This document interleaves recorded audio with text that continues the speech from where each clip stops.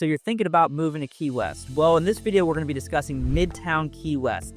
This is where I currently live. I was born and raised in Old Town Key West. And in case we've never met before, my name's Solaris Gregory. I'm also a licensed realtor here at Expert Realty.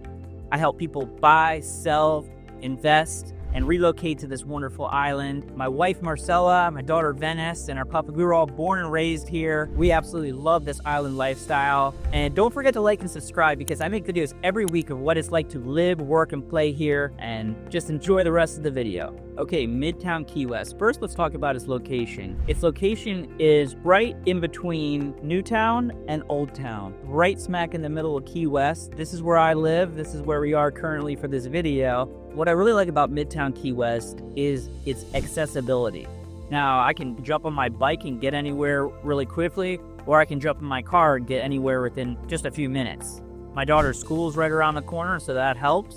And it just takes me about 5 to 8 minutes to get there. The grocery store is 8 minutes away, and I can get to downtown Key West in 8 minutes. Another thing that I like about Midtown Key West is I can keep my boat in my carport, where if you're in Old Town, they have the HARC regulations, which is the Historic Commission, and they don't allow you to keep your boat in your driveway. Now, I launch my boat right around the corner. Sometimes I'll launch it on Riviera Canal or also Garrison Bight Marina. Also, what I like about Midtown is just a few blocks away from Smothered Beach, and then a few more blocks down is Hicks Beach. I take my daughter there all the time. There's 2 parks there. There's also a dog park, and then she likes to skate at White Street Pier as well. In Midtown Key West, you're not required to follow the HARC regulations for your home, so you can sort of have a little bit more leniency on the type of windows and the way your structure of your house is built. As far as grocery shopping, there's 2 Publixes that are about 8 minutes away, and then I'll sometimes go into Old Town, go to Faust's Food Palace as well. I get that really good shrimp there that I cook, and then they also have some prepared meals as well. So if you are looking in that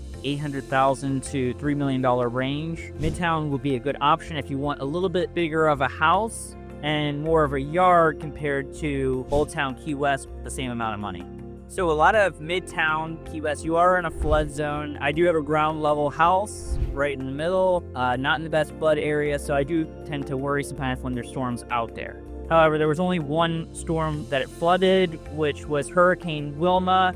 I believe it was 2008. That was the worst flooding hurricane that Key West has ever had. I think there was a couple inches of water in my house. So I would say some of the cons for living in Midtown Key West is you do have planes that go right over your heads in some of the areas. However, that does happen in Old Town Key West because if I'm talking on the phone with my father, who lives on top of Solaris Hill in Old Town, I'll hear it on the phone, and then a few seconds later, I'll hear it over my head as well. So a lot of Key West does have those airplanes going right over your head. Another con for living in Midtown Key West is you're not walkable distance of Duval Street. You could probably walk there from Midtown West, but you might want to take an Uber back because from Midtown West, you're about a mile from Duval Street. The appreciation for homes in Midtown, you're looking at about 5 to 6% a year. So sort of the 3 areas that you have is Old Town Key West, Midtown Key West, and you have Newtown. Now, Newtown, you're going to get even a bigger house for less money with a bigger yard than you would in even Midtown. One of the good things about Newtown is there is that Riviera Canal, so if you want your boat in the canal behind your house,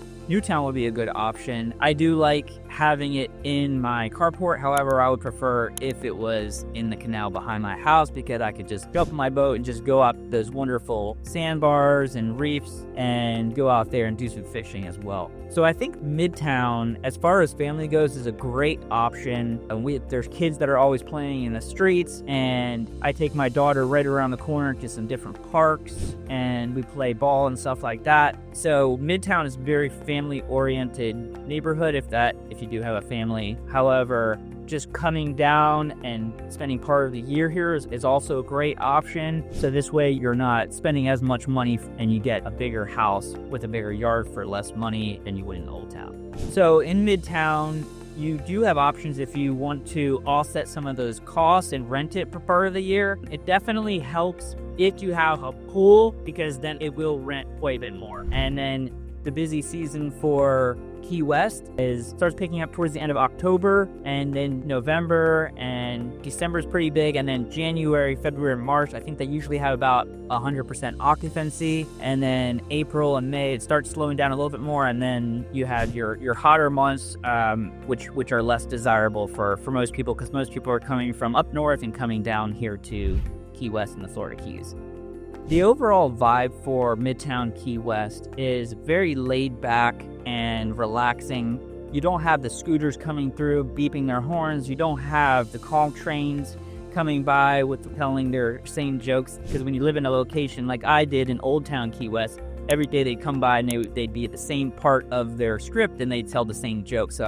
As far as getting around town, when you live in Midtown, a bicycle is a great option. People have golf carts and obviously your car. When you live in Old Town Key West or Midtown Key West or even Newtown, you get a sticker for your car, and there are 3 parking lots where you can park there for 4 hours in the downtown area every single day, and you can go from one parking lot to the next.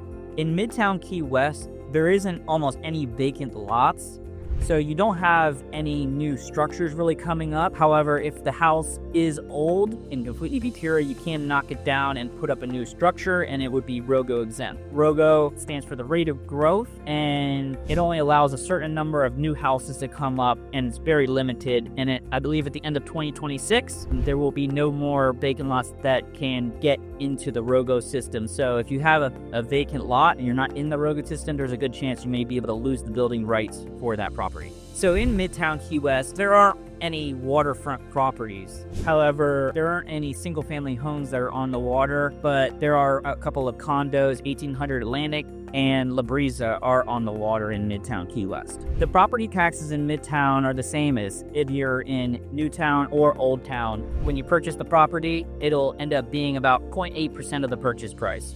I think one of the main reasons people move to Midtown Key West is finances.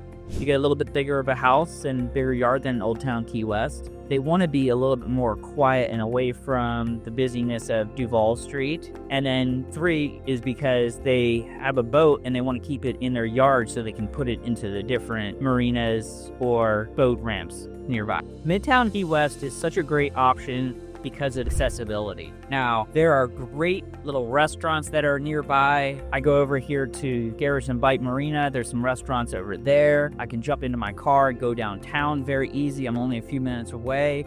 Or I can go to Stock Island, where there's tons of restaurants that I absolutely love. I go to Hogfish all the time, Chico's Cantina, and there's also a restaurant at Ocean's Edge Marina. Living in Midtown Key West, I am closer to the hospital in Stock Island. I've had to go there a few times when I dislocate my shoulder, which has been pretty rough, but living in Old Town Key West, it wouldn't be as accessible than if I lived in Midtown. So Midtown Key West, it doesn't have that historical charm of Old Town Key West, but it is very charming. You have beautiful foliage all around, and if it's not that important for you to be in the historic district, this would be a great option for you. You know, when you are downtown, you are right in the center of all the action, and it could be a good or a bad thing depending on the type of person and the type of thing that you want. So I love Midtown Key West. My neighbors are awesome. I have a big yard, and I'm always running around, zipping around town,